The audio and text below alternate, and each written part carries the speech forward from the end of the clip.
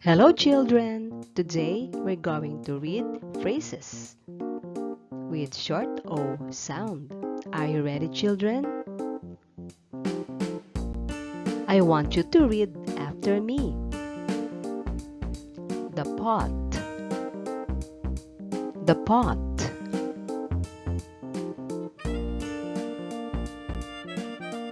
The hot pot. The hot pot. The dot. The dot.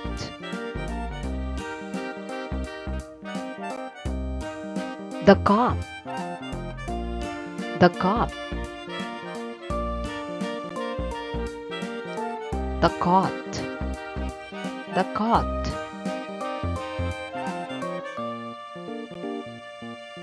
Jog and hop.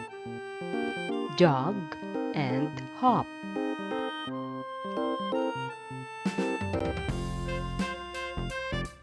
The sun. The sun.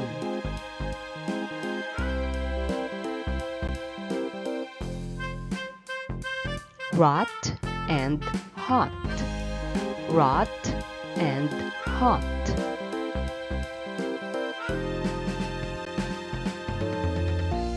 The long log. The long log.